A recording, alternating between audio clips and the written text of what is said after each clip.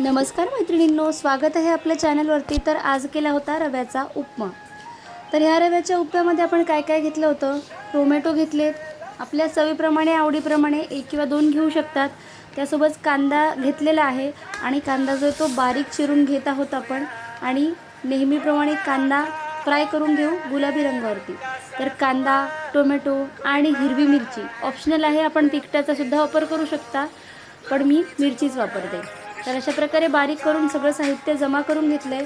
त्यासोबत आता आपण आपल्या पॅनमध्ये तेल घालणार आहोत। तत्पूर्वी आपण तेल घालण्यापूर्वी कोरडा रवा भाजून घेणार आहोत। भाजून रवा घेतलेला आहे आणि गुलाबी रंगावर छान भाजून घेतल्यानंतर त्याच्यात आपण ऑप्शनल आहे तेलसुद्धा थोडं घालू शकता किंवा असाच कोरडासुद्धा तुम्ही ठेवू शकता। तर हा जो रवा आहे तो हॉटेल स्टाईलने आपण उपमा करायच्याऐवजी घरगुती स्टाईलने करत आहोत।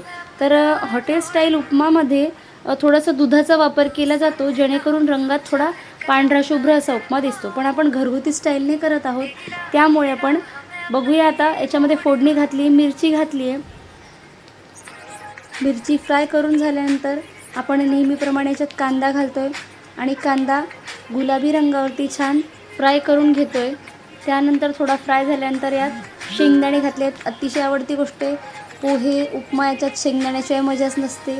तर आपण टोमॅटो घालून हे सगळं एकजीव हलवून घेतलेलं आहे।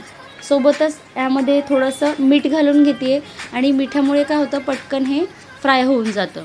त्यानंतर दुधाऐवजी पाण्याचा वापर करत आहे। तर छान उकळी आलेली आहे, बघू शकता तुम्ही। उकळी आल्यानंतर आपण हा जो उपमा आहे त्याच्यामध्ये घालणार आहोत आणि गाठी होऊ नये यासाठी हा रवीचा वापर करून मी हलवून घेते। त्यानंतर छानपैकी वाफ येऊ द्यायची आहे। वाफ आल्यानंतर यात बारीक चिरलेली कोथिंबीर घातलेली आहे। तर छान हलवून एक वाफ आल्यानंतर वेगळ्या भांड्यात काढून घेतलेलं आहे। तर तयार आहे आपला उपमा। आवडल्यास नक्की करा। Thank you, thanks for watching.